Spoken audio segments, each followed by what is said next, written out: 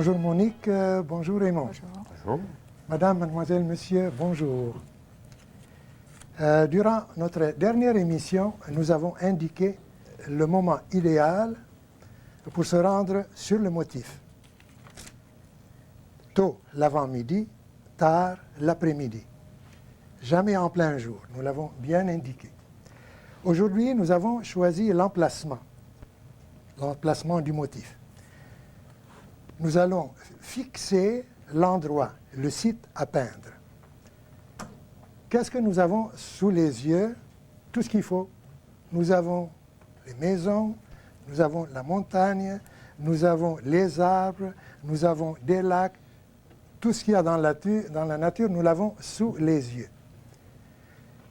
Alors, on fait une petite promenade tout autour de ce motif pour choisir le bon angle. Et on trouve que c'est intéressant de partout. Mais il faut choisir. Donc, je vais vous suggérer une petite manière de s'y prendre. Vous allez prendre un carton que vous coupez à angle droit. 2 cartons que vous coupez à angle droit. Pourquoi on a 2 morceaux, ne pas en avoir un seul, je vais vous le dire. Et vous allez bien comprendre. Avec ces 2 cartons, vous allez vous composer une dimension. Vous pouvez l'avoir carré, vous pouvez l'avoir rectangulaire, à vous de jouer. Alors, supposons que mon sujet est devant moi.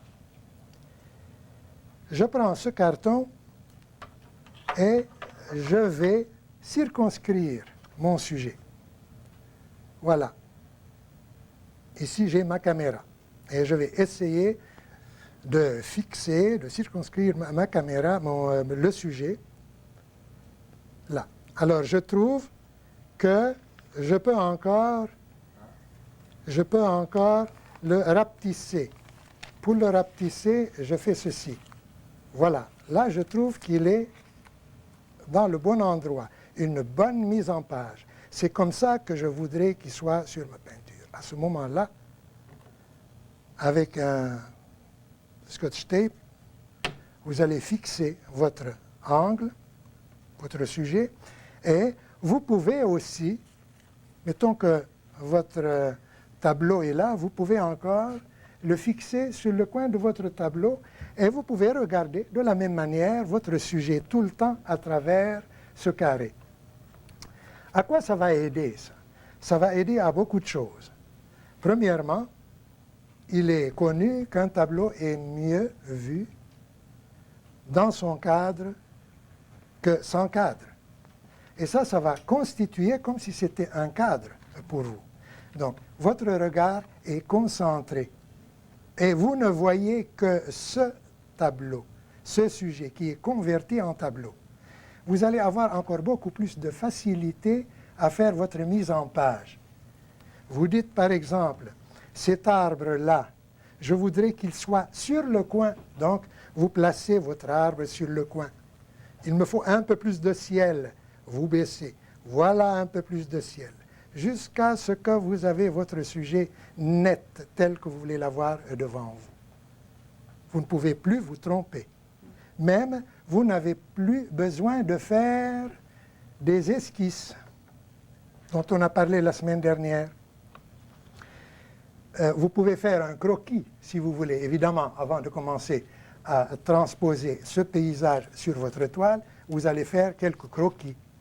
Bon, alors, voilà, disons que ça, c'est mon sujet, il est là, et puis mon tableau est ici, et je vais faire un petit croquis. Le croquis, nous l'avons vu la semaine dernière, que c'est un dessin qui se fait en 1 minute ou 2. Ça va donner une idée approximative du sujet. C'est le sténo du peintre. Bon, alors, j'ai vu mon sujet, il y en a tout là-dedans. Mettons qu'il y a la ligne d'horizon. Il faut d'abord trouver la ligne d'horizon. La ligne d'horizon, comment je vais la trouver? Avant de vous la mettre ici, la ligne d'horizon, je vais, attendez, laissez-moi finir, avant de mettre ma ligne d'horizon, je vais vous montrer, parce que je vais oublier tantôt, comment il faut trouver la ligne d'horizon.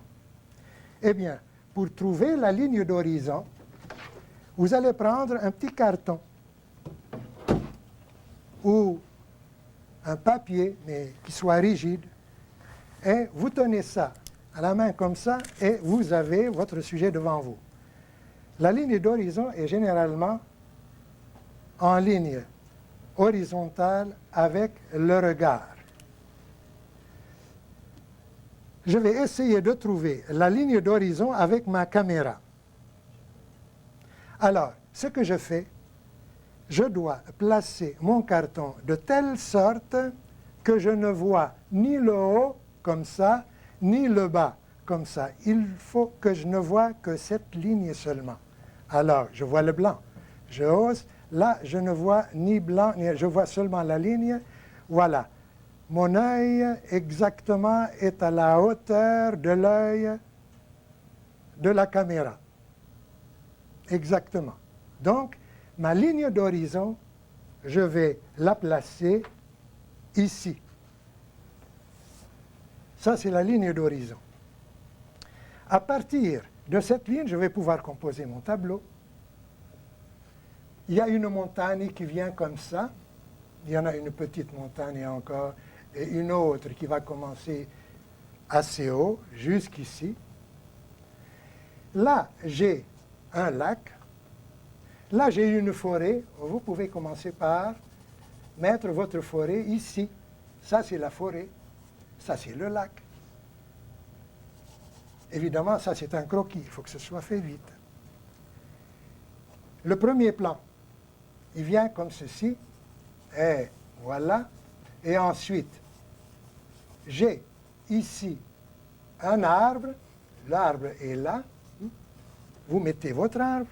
Ici, vous avez un arbre qui prend une autre direction. Voilà. Et un arbre qui sort par là et entre par ici. Ben, on va montrer seulement une écorce comme ceci. Et là, je peux dire que j'ai plusieurs éléments. J'ai la ligne horizontale, j'ai une ligne qui est oblique, j'ai une ligne qui est verticale, et ainsi de suite. Et une qui est ronde. Ça, c'est un croquis que vous avez fait en 2 temps, 3 mouvements. Ça va vous donner une petite idée de ce que vous allez avoir. N'est-ce pas? Pas besoin de mettre des détails. Bon, alors votre sujet est là. Et vous l'avez vu là-dedans. Donc, vous êtes sûr de votre mise en page. Vous n'aurez pas de regrets. Maintenant, en prenant toutes ces précautions, vous allez être sûr que quand vous allez peindre votre tableau au complet, vous n'aurez pas besoin de changer de dimension. Parce que souvent, quand on fait son tableau, et il est beau, mais mon Dieu, quelle erreur que j'ai faite, il me manque un peu de ciel. Mais ma toile est coupée. Qu'est-ce qu'il faut que je fasse? Vous n'avez pas pris vos précautions. Faire le croquis, faire les esquisses et prendre le soin d'employer ça. Évidemment, les peintres d'aujourd'hui, les professionnels, ne vont pas l'employer. Ils font ça seulement avec la main. Ou bien, ils vont regarder comme ça, comme un salut à la romaine. Ils vont faire ceci avec leurs mains et ils peuvent concentrer exactement ce qu'ils veulent avoir. Alors, une petite recommandation. Quand vous voulez faire un tableau en général, que ce soit n'importe quoi, essayez toujours de prendre une dimension plus large que d'habitude. Pourquoi?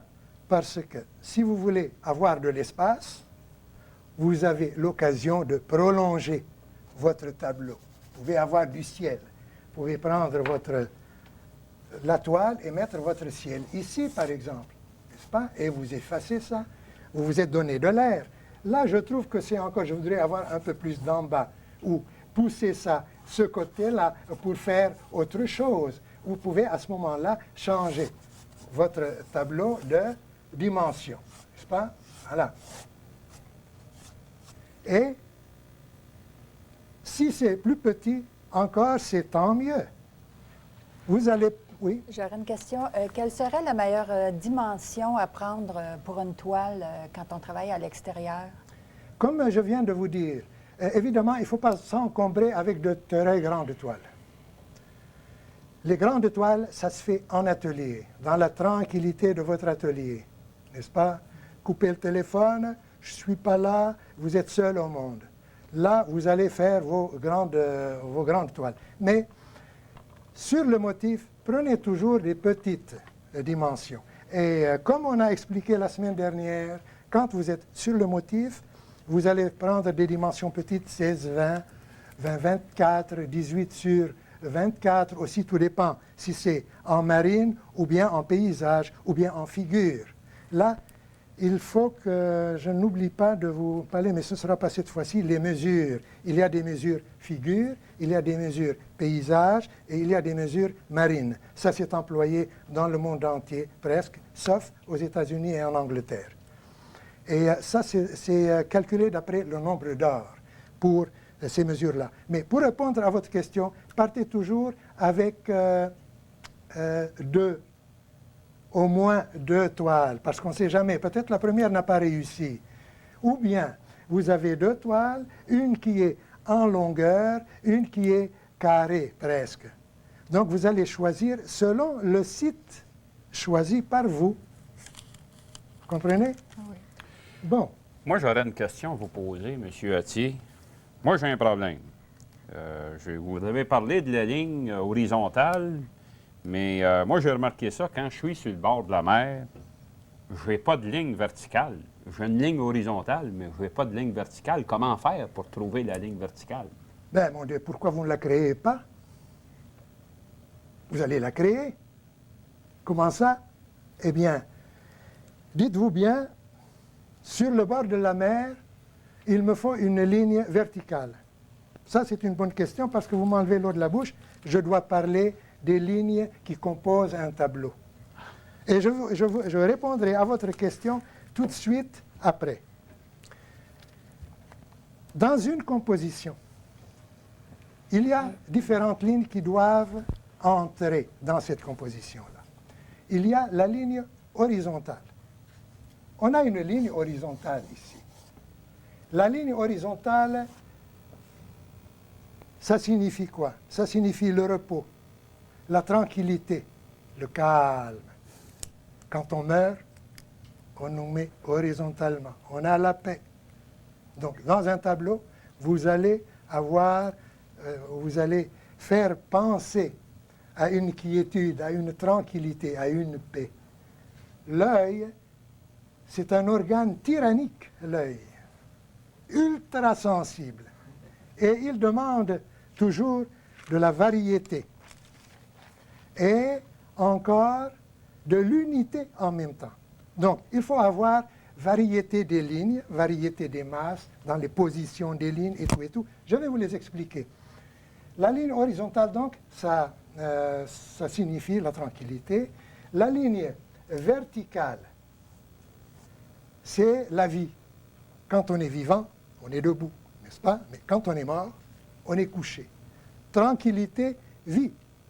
Et il y a encore des lignes oblique. Une ligne oblique, c'est comme ceci, qui va dans ce sens-là ou dans ce sens-là de cette verticale. Elle peut être comme ceci, cette ligne, elle peut être comme ça, dans les deux sens. Ça représente quoi, une ligne oblique? Ça représente le mouvement, n'est-ce pas? C'est normal.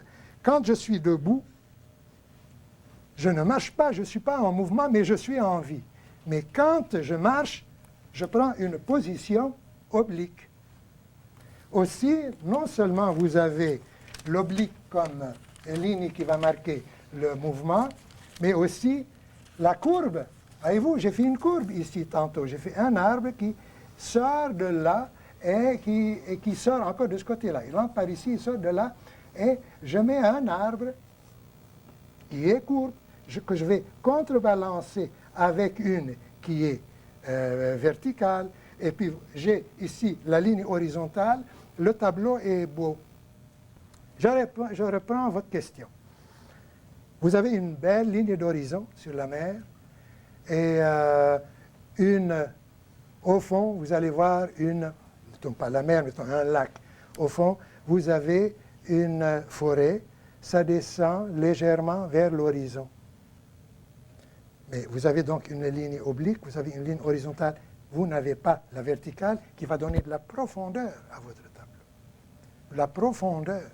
Vous voulez avoir de la profondeur, mettez toujours au premier plan, mettez un objet qui soit assez gros. Et tout de suite, vous allez voir que ça s'éloigne, loin, loin, loin. Donc, c'est important pour vous, devant votre marine, d'avoir une ligne verticale. Savez-vous à quoi je pense? Moi, je mettrai une barque et puis je mettrai un mât. Et puis, je lui donnerai la position. Non seulement un, j'en mettrai un ici. Où est-ce que je l'ai mis là? Ici. Et de l'autre côté, j'en mettrai un avec une autre direction. Je mettrai celui-ci, mettons, vertical, et l'autre, je le mettrai oblique. Et j'ai composé déjà la marine que je fais. Elle s'éloigne, elle creuse le tableau. Parce que quand vous faites un tableau, qu'est-ce que vous faites au fond? Vous ne faites que donner la troisième dimension. Ça, le tableau, votre tableau est là, il a deux dimensions, hauteur, largeur.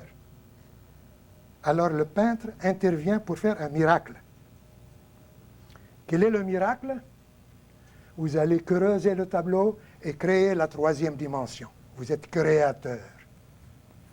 Donc, devant votre marine, il faut créer, il faut percer le tableau et aller loin. Alors là, vous allez faire une ligne verticale, une ligne oblique, et tout de suite, vous allez voir la profondeur. N'est-ce pas? La première leçon était celle-ci. Le professeur me disait, on reprend à zéro, après que j'ai fait 2-3 ans d'études. Il m'a fait une pomme, il m'a dit, voilà une pomme, la lumière vient d'ici, ici vous avez la moitié est dans la lumière, l'autre moitié est dans l'ombre, et là, vous avez l'ombre portée. Il m'a dit, là, vous avez opéré un miracle. Vous avez créé la troisième dimension. Vous êtes un créateur. C'était sa première leçon. Eh bien, je reprends. Trouvez toujours une verticale qui va donner de la profondeur. Non seulement la vie, mais elle va donner de la profondeur dans votre tableau. Mon Dieu, il faut que j'aille vite parce que j'ai pas mal de matière à dire. Est-ce que ça répond à votre question? Oui, oui. Parce qu'un peintre, comme je dis, avant tout est un créateur de la beauté. Quand vous êtes devant votre marine, dites-vous bien que la mer que j'ai devant moi ici, ça c'est un moyen, un motif, n'est-ce pas? Un prétexte, le mot est très employé, un prétexte pour que je fasse un tableau. Vous allez mettre un personnage au premier plan, dis donc. Vous pouvez mettre la ligne d'horizon est là. Vous mettez un personnage qui est là, debout, et il est ici, n'est-ce pas, devant. Et puis, ça va donner, avec cette ligne-là, une ligne qui est verticale. Mais essayez que ça ne fasse pas un carré comme ceci, n'est-ce pas? Alors, c'est de cette façon, vous allez faire travailler votre imagination et vous y arriverez. Ça, c'est très important. Notez-le, il va vous être très, très utile. Maintenant, je vais continuer dans la composition. La composition, maintenant, vous avez, quand vous faites, mettons, une nature morte, vous avez une nature morte à faire. Vous allez toujours employer le même moyen. Votre nature morte est là. Vous allez créer une ligne horizontale. La ligne horizontale est comme ceci. Et ça, vous allez faire une table. La table est là. Et sur cette table, vous allez mettre, mettons, une bouteille. Vous allez mettre une bouteille. La bouteille est là. Votre bouteille est là. Et vous allez mettre ici des pommes, des oranges. Pourquoi je ne fais pas ça en plus grand, moi? Bon.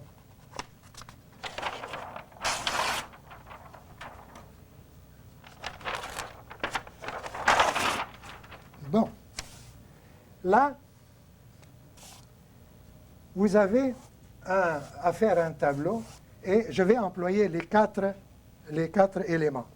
Vous mettez une ligne horizontale, et puis là, ça va faire, mettons, la table. Ça va composer la table. Ça, c'est une ligne verticale.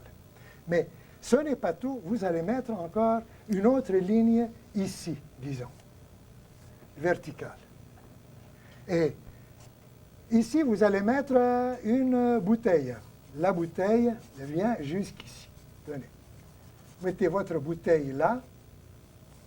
Et vous allez mettre une pomme et une orange. Et ici, vous allez mettre, disons, un verre. Et je vais composer mon tableau. Je fais ça comme ça.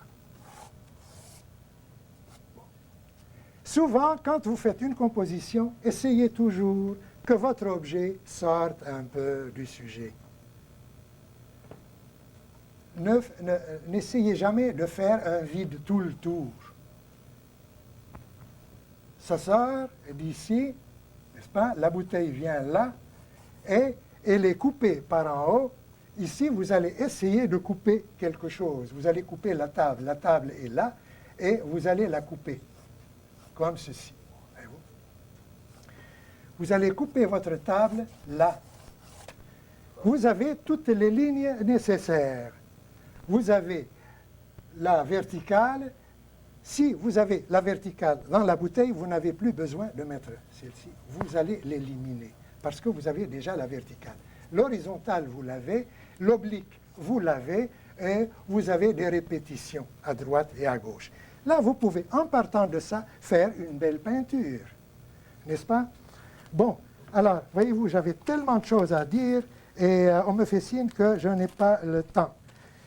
Quand vous faites une nature morte, vous n'aurez pas le temps de me poser votre question, ce sera pour une autre fois. Quand vous faites, ce que je veux vous dire est très intéressant, quand vous allez faire une nature morte, vous autres, vous ne regardez que l'objet, vous ne regardez pas les vides. Ce qu'il faut faire, il faut regarder l'emplacement vide qui va contourner tous ces objets. Ça a autant d'importance que le sujet lui-même. Donc, quand vous regardez même un tableau, vous regardez toujours les objets, vous ne regardez pas le fond. Et pour un peintre professionnel, il faut qu'il regarde les côtés les plus sombres d'un tableau et après, il va se rendre compte des côtés les plus clairs. Bon, malheureusement, je vais couper avec ceci pour répondre à mes chers téléspectateurs qui me submergent de courriers et de lettres et me posent beaucoup de questions. Là, je tiens ça à cœur, je vais leur répondre. Donc, à chaque fois, je vais employer quelques minutes pour répondre à leurs questions techniques, bien entendu. Je ne pourrai faire autre chose que la technique. Personne d'autre ne pourrait le faire. Bon, alors il y a quelqu'un qui m'écrit, je ne vais pas dire ni son nom, ni son adresse, parce que je ne me suis pas renseigné si je peux le faire ou non. Mais de toute façon, c'est la question qui compte, ce n'est pas l'auteur, n'est-ce pas? Il me dit, ma peinture présente des places luisantes et des places mates. Quelle est la cause? Et comment pourrais-je y remédier? Bon, eh bien, il y a plusieurs causes à cela. Ça arrive qu'un tableau, quand on l'a fini, il y a des places qui sont luisantes, il y a des places qui sont mates. Pourquoi? On appelle ça l'embut, E-M-B-U. L'embut, c'est quand vous avez des places qui sont mates dans votre tableau. Pourquoi ils viennent? Ils viennent parce que le support que vous avez employé, a absorbé l'huile qui entre dans la composition de la peinture. Mais il arrive des fois que la préparation est bonne et il y a un embut seulement à cette place-là.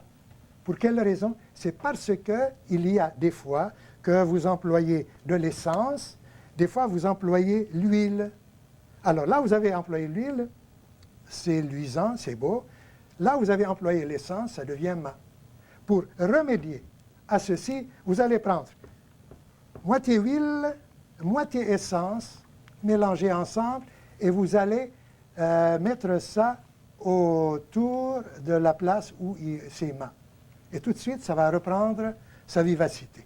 Moitié huile, moitié huile, moitié essence. Maintenant, j'aimerais... Oui, il y en a qui téléphonent et ne nous laissent pas l'adresse. On a beaucoup de choses à écrire, à dire. Alors, je vais le donner. Écrivez donc à Technique picturale, Vidéotron, 35 65 rue Berry, suite 200, Montréal. H2L 4G5. Écrivez-moi, je vais répondre à toutes vos questions. Et c'est avec un grand plaisir que je le ferai. J'ai encore d'autres. Quelqu'un qui me demande que faut-il faire pour utiliser à nouveau une toile peinte? Eh bien, c'est bien simple. Vous allez prendre votre toile qui est ancienne, et tous on en a, Dieu sait. On va la poncer. La poncer, c'est-à-dire, vous allez la frotter avec de la laine d'acier jusqu'à ce que ce soit bien lisse. Et puis, vous allez faire une première couche mince, maigre. Il faut qu'elle soit bien sèche, par exemple. Bien sèche. Vous allez passer une première couche à l'essence de térébenthine et vous allez attendre une semaine ou deux. Vous passez une deuxième couche et laissez reposer pendant 1 mois et vous avez un élément extraordinaire pour peindre dessus. Et remarquez, quand vous laissez entre les 2 couches plus de temps, ce sera le mieux.